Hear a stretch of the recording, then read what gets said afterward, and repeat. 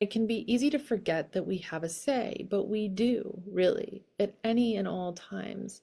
And everything we say, everything we pay attention to is shaping our next experience in life. And we're essentially manifesting that. Hi, guys. Welcome back, everyone, to the Mae B Mindful Podcast.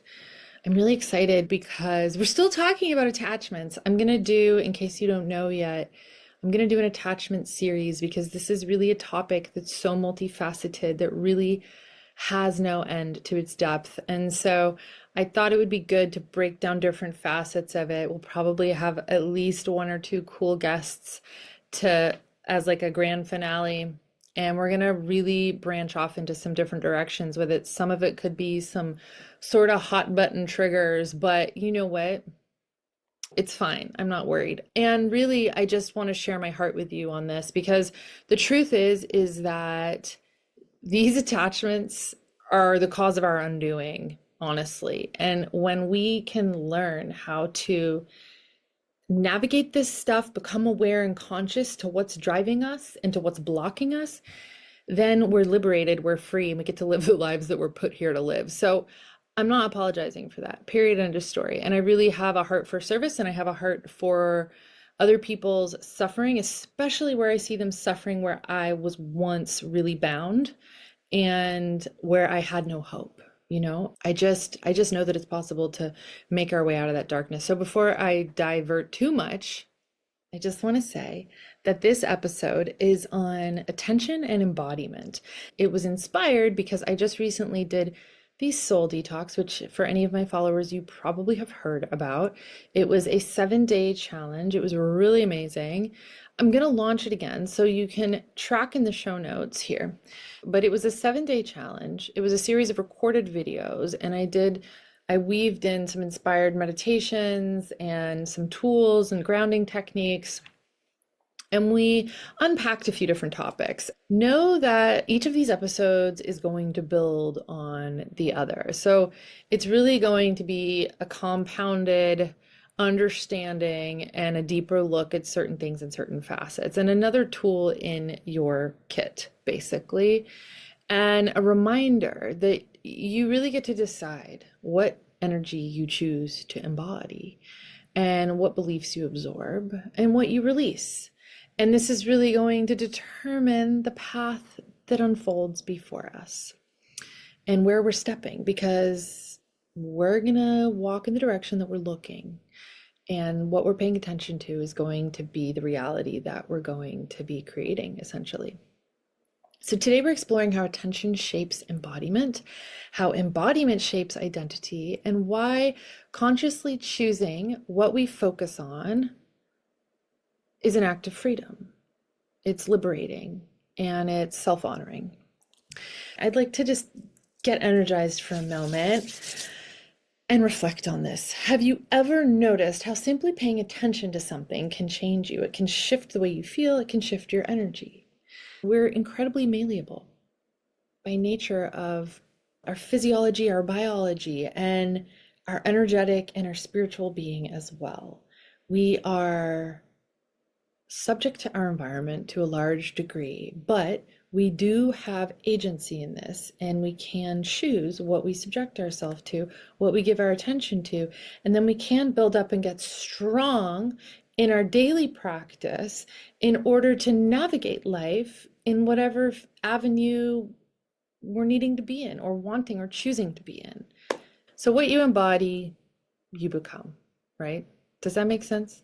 What you embody, you become. Think about it if you go watch some form of performing arts, whether it's a concert or a ballet or whatever, an orchestra, and you have an experience. The energy and the frequency of that you're in the presence of, you're absorbing it, you're consenting to it by being there, and it's impacting you, and hopefully you're going to see something that you like, and hopefully it's a good experience. When you come out of that experience, it's shifted you, it's made you be reflective, it's uplifted you in a certain way, or it's put you in a certain mood. Or being in nature, for example, if you go on a hike, if you take in a breathtaking view, and something deep inside of you settles, you become more expansive, like that view itself. This is really interesting to me. And I was reflecting one day as I had a meditative moment as I watched a sunset. I love watching sunsets. I think most people do. I mean, there's a reason why when you're at the beach, everybody flocks to the beach at sunset time. It's such an incredible image and experience to behold and had. And I was noticing that in that moment, my state of being reflected what I was looking at. So I was embodying essentially that view that I was taking in. And the only reason that I'm able to do that and reflect that is because that's already a part of me. It deeply resonates, and I'm able to be that and reflect that back. Same thing in nature. If you go put your feet on the ground or in the sand on the beach, which is my favorite. I'm not a fan of grass, but I do it anyways because I don't live at the beach and it's really helpful for me to ground. The earth itself hums at a frequency. It is a low, steady rhythm of around 7.83 hertz, and it's called the Schumann Resonance, if you've heard of that. Look at the sun coming in right now, you guys. It's so gorgeous. It mirrors the restorative waves that your mind and body produces when you're in homeostasis, when you're at peace, when you're in that serene state in those alpha and theta waves.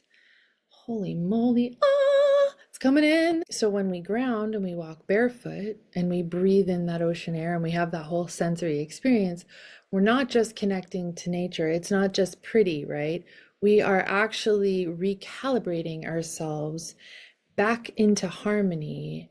We are allowing the earth itself to recalibrate us back to that natural state that we function most optimally in, where creativity and insight is most easily accessed. Even the amount of light matters. For example, in a place where daylight is scarce for months at a time and depression rates spike, your nervous system needs light. Biologically, we're built to absorb light, right? I think it's so interesting that the sun is shining through as I'm saying this, not just through our eyes and on the surface of our being, but into our being. And therefore, it's also really important to cultivate that from the inside out and to tap that inner resource and our own inner essence and light as well. And I have actually found that meditation, self-hypnosis, these deeper states of contemplation where you're accessing and you're able to get real spiritual, it's really lighting that lantern within. Same thing, by the way, with movement and cultivating any kind of a practice or having a hobby that brings you a lot of joy. In a similar way, it does the same thing. It lights you up, right? So it's really important to get connected with our passions because we embody those when we're doing them, when we're participating. For example, if I'm hoop dancing and I'm flowing with my hula hoop, or I'm doing yoga, or I'm in a dance class, I am free. Let's pivot for a second and look through the lens of when we're focusing on negativity or something that makes us feel bad. So this could either be our own inner dialogue and negative self-talk, or it could be external information like social media, the news, or it could be in relationships and people that we're around that feel negative, that we don't gel with, or just any situation that feels energetically draining and does not uplift in any way. Now, what happens when we give those things our attention? They begin to shift our state of being because we have these biofields and we have these energy fields and we are porous beings. Now, some of us are more porous than others. It's really important to build a practice in to strengthen from the foundation up so we don't have to be as porous. I might do a whole different episode specifically on the empath and their energy fields and that thinner membrane and what we need to do if you're more spiritually or energetically sensitive, or if you have trauma in your history, or you're needing to really build that and really make that stronger for yourself. I think it's really important for everybody to have some sort of a practice so that they can really start to see, know, understand, and be conscious and aware of what they're paying attention to, and then the feedback that we're getting as a result of it, right? And so it's so important to be able to attune to ourselves and what we're needing at any given time based on what we're feeling, so that we in fact can pivot and like go a new direction if we need to, so that we don't have to become consumed with something. Because at a certain point, and you see it all the time, here's a real world example that we're watching happen right now in the world, and it always has, but it seems a little more extreme, is, and I talked a little bit about this last week, but you see people binging on negative news, toxic headlines, or dwell endlessly on what is wrong. And they really embody that. And I've witnessed people that I love, just I've lost them. I mean, I've seen people who I've known as one way, and then once they start consuming this information and resharing it, like a perfect example is just reposting shit in their stories or in their feed. And it's like a hostile takeover, dwelling endlessly on what is wrong, or what they're being told rather is wrong. And that constant consumption of that information lowers your frequency, clouds the mind, and really tightens your nervous system and makes you feel like you need to protect yourself. And it makes you volatile, reactive, and it makes you critical of other people. And that's the cause of all this division and divisiveness through these different extreme viewpoints. So it's not even about what you believe. It doesn't matter if you're right, if you're left. Any extreme tends to be an extreme, and it tends to get a little fanatical. And then, we talked about this last week in the 5 levels of attachment by Don Miguel Luis Jr. And I just used that framework because it really makes a lot of sense, and it really helps you wrap your mind around the different degrees of these attachments. And here's the thing. It's whatever we're consuming, whatever we're absorbing, we're feeding ourselves. That's our fuel. So if you eat a bunch of crap, then you're going to feel bad and your health is going to suffer. Your mood's going to be affected, etc. I was really super sensitive to certain types of food, and I had to shift that for myself, and it helped my overall emotional, mental, and physical health and well-being so much. It's no different to the information that we're absorbing, that we're feeding ourselves. What are we putting in our gas tank? We want to optimize the fuel that we're putting in for our engine to run well. This is important because your body's going to give you feedback. If you feel negative, if you feel afraid, you probably need to shift your focus, right? You can keep focusing on the thing that makes you feel bad, sure. Here's the other thing.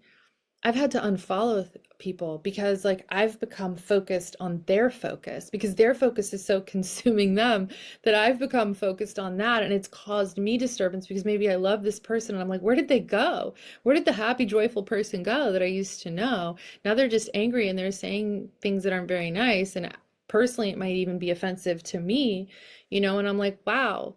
So I've chosen to unfollow some of those people, or at least mute them, so that I don't have to feel consumed by that, because there's nothing I can really do to change it. I can wish them well, and then I can shift the attention back to myself and what I need to do to self-care. If we're afraid, if we're angry, if we're sad, if we're whatever it is, drained, then something needs to change, right? If you feel stuck in a cycle that harms you, then that may be due to a need to reprogram subconsciously. That could be programming and belief at its core related. And a reconnection to what's real, grounded, and alive is what is needed. And sometimes we need help getting there, because that's a journey that most of us need guidance with, because we're just not taught how to do that. And hypnosis is the best way to reprogram subconsciously, because hypnosis works with the subconscious, and it's just such an incredible journey that can only deepen with time in that relationship with yourself and higher power. So attention to attachment, okay? Let's talk about, for a second, attention to attachment. We talked a little bit about last time about attachments not just being to physical, material things, right? We talked about, we can cling to people, to outcomes, our identity. And the more energy that you give to something, the more deeply it roots into your being, right? So you begin to live inside the reality that it creates. And so this is where discernment is really important, right? Because what are you coming into agreement with? You are not powerless in this, okay? This is an opportunity to step into power. So, yes, our biology is influenced largely by environment. The field of epigenetics confirms this. The environment literally can shape our gene expression, but you have the ability to choose the environment, and you can cultivate that inside and out, right? And our inner environment is dictated by our beliefs and our thought life. So we have a lot of power there. We can shift that. The beliefs that come in are largely as a result of our environment. So pre-programming, conditioning from when we were younger, traumatic experience, also good experiences that can reinforce things. But the people that we're around, what we choose to let in, what we choose to agree with or not, is going to be largely determinant in how we feel inside. So we do have a lot more power there than we think. I started talking about this earlier. As an empath, I've had to navigate and learn and come to understand that I actually have to not only repair my biofield, my energy field, that membrane, but I also need to cultivate strength daily, get grounded, get centered, get my foundation strong, because I know what it feels like when it's weak. I lived most of my life feeling very affected and just like other people's energy was like just traffic running through me constantly. I didn't understand why I felt so violated all the time. I also know how liberating and how empowering it is when I cultivate and use those tools that I have learned through my different practices over the years to get grounded and strong in that. That is daily. I have to do that daily. Otherwise, I'll just, retreat to the mountains and become a hermit, because it can be intense, but it's not supposed to feel abusive. If it is, okay, because the world can be pretty volatile and abusive, then it means I have some strengthening to do. I have some healing to do. I have some things I need to resolve and get clear on.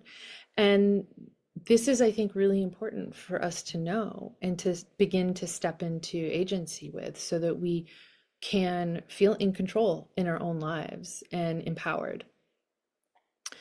I want to reiterate also that you are a vessel, right? You're always absorbing. So we must ask, what am I absorbing? What am I giving permission to shape me? Discernment is really how you stay free. Discernment is like the gatekeeper. And, sometimes we don't catch things. We realize we're walking down a certain path, we're feeling a certain way, and we're like, what happened? What got in and why? And what is the belief driving this? And this is why I love the subconscious work, because we can really get to the core of that stuff, bust it, and lay down a new pathway so it doesn't have to determine our state of being or drive us anymore.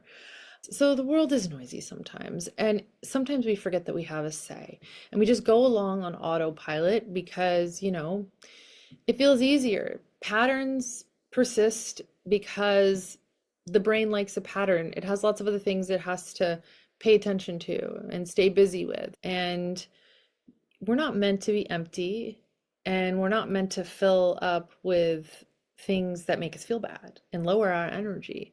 You're meant to be full of light, full of love, full of joy, and what nurtures your becoming. It can be easy to forget that we have a say, but we do, really, at any and all times. And everything we say, everything we pay attention to is shaping our next experience in life. And we're essentially manifesting that. Our attention is it's like the water that grows the plants along the path, and it's what determines the path that we're on. Two people in the same town, even in the same home, can experience two different realities based on their mindset, based on their experiences, based on their wounding, based on the beliefs that they have as a result of their experiences, right? And then what they choose to make of it, and what they choose to give their attention to. Some people, it can feel daunting, don't want to take ownership or responsibility because it means they have to do something. It means they can't be a helpless victim anymore. And we're not. So that's good news. But you can ask yourself, what am I feeding my attention to? What small shift could I make today to embody the life that I actually want so that my energy can immediately be elevated, and then life can come up here and meet me where my energy is. I have to make that shift and change first. I can't wait for life to just bring me something better if I'm not even on that path in the first place. I have to tune into a new frequency if I want that change to happen. And that's where opportunity really is and abundance is. And so if this sounds like something that you're wanting more of, just get on the wait list for Soul Detox, because we're going to do another round of that. And people were really blown away by how, when they came back to themselves, they could be at peace, they could be really present, and they felt truly content. And I think that's what we're all seeking, which is why we're constantly trying to put in more information to create some sort of an effect, to shift or alter our state of being, to give us purpose. And we can do so consciously, do it effectively in a way that serves and helps us. So that's all for now, folks. Go ahead and get on the wait list. It'll be in the show notes. And I look forward to breaking this down further. Next week, I have a good one for you. Keeping it real. Thank you for tuning in to the Mae B Mindful Podcast. If you enjoyed today's episode, don't forget to subscribe and leave us a review. Your feedback helps us grow and improve. For more information, resources, and exclusive content, visit our website at maybemindful.com, or go ahead and follow us over on Instagram at Mae B Mindful. If you enjoyed this week's episode, please give me a follow, screenshot the episode, and go ahead and tag me until next week when I bring you another thought-provoking and inspiring topic. Until then,